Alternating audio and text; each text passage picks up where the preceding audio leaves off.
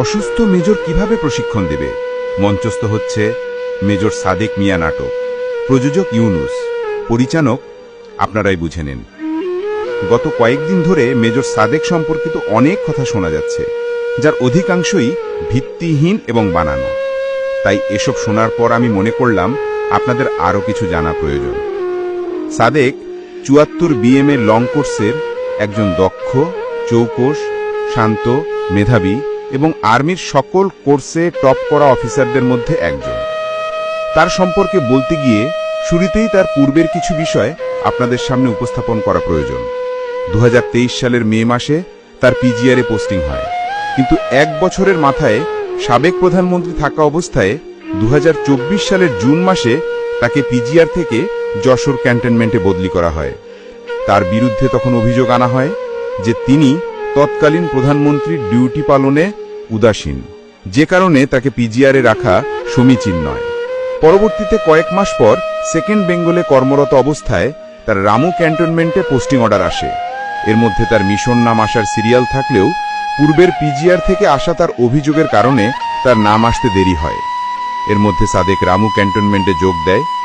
রামুতে যোগ দেওয়ার পূর্বে সে পোস্টিংয়ের পর যে ছুটি পেয়েছিল, তখন শারীরিক কিছু সমস্যা থাকার কারণে সে ১-২ সপ্তাহ সিএমএচে ভর্তি ছিল এবং ছুটি শেষ হতে না হতেই রামুতে যোগ দেয়। সঠিকভাবে সব কাজ সম্পাদনের পর মাসব্যাপী শীতকালীন মহড়ার শেষে ফেরার পথে মাঝ রাস্তায় সাদেক মারাত্মক অসুস্থ হয়ে পড়ে। তৎকালীন অচেতন অবস্থায় তাকে রামু সিএমএচের আইসিইউতে নিয়ে যাওয়া হয়। সে সময় পরিবারের কাছে একটা ছবি পাঠিয়েছিল, সেটা আমি এখানে দিয়ে দিয়েছি। এমন অবস্থায় তাকে ঢাকা সিএমএচে আনা হয়। পরবর্তীতে ২১ দিন চিকিৎসার পর তার চেকআপ রিপোর্ট ভালো না আসায় সে পুনরায় কার্ডিওলজি এবং পালমোনোলজির অধীনে আরও ১.৫ থেকে ২ মাস ঢাকা সিএমএচে চিকিৎসাধীন থাকে। তার চিকিৎসা চলমান থাকায় ইউনিট থেকে তার ছুটি এক্সটেন্ড করে। শারীরিক দুর্বলতার কারণে সাদেক বেশিরভাগ সময়ই নিজের ঘরে বিশ্রামে থাকত এবং তার অফিসিয়াল ছুটি ২২ জুলাই পর্যন্ত বহাল ছিল। আর ওর মনে কোনো দ্বিধা থাকলে কি সে নিজের বাসাতেই থাকত? এখন জাতির কাছে আমার প্রশ্ন, শারীরিকভাবে এমন অসুস্থ একজনের পক্ষে কিভাবে প্রশিক্ষণ দেওয়া সম্ভব? জনসাধারণের এক জায়গার কাঁচের রেস্তোরাঁয় কিভাবে প্রশিক্ষণ দেওয়া সম্ভব? কিন্তু কিছু লোক দেখছি নিজেদের স্বার্থসিদ্ধির লক্ষ্যেই সাদেকের বিরুদ্ধে গুরুতর প্রশিক্ষণের অভিযোগ এনে তাকে রাষ্ট্রদ্রোহী হিসেবে ফাঁসানোর চেষ্টা করছে। সামাজিক মিডিয়ায় এ ধরনের অপপ্রচার উদ্দেশ্যপ্রণোদিত ও গভীর ষড়যন্ত্র মনে হচ্ছে। কিছু মানুষের উদ্দেশ্য শুধু সাদেককে দোষী দেখানো নয়, বরং সম্মানিত সেনাপ্রধানকে টার্গেট করে অনেক কিছু বলা এবং তার উপর চাপ প্রয়োগ করা।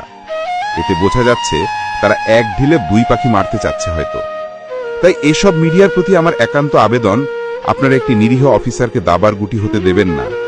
আমার দেশের জনগণের প্রতি আমার অগাধ বিশ্বাস, তারা সঠিকভাবে বিবেচনা করবেন এবং তিলকে তাল বানিয়ে রাষ্ট্রদ্রোহীর আখ্যা দেওয়ার হাত থেকে তাকে রক্ষা করবেন। এদেশের মানুষ মানুষকে ভালোবাসে। কতিপয় একটি গোষ্ঠীর মতো সবাই সব জায়গায় রাজনীতি হোজে না। সাদেকের মা এবং এমডি সাদেকুল হক বাবা।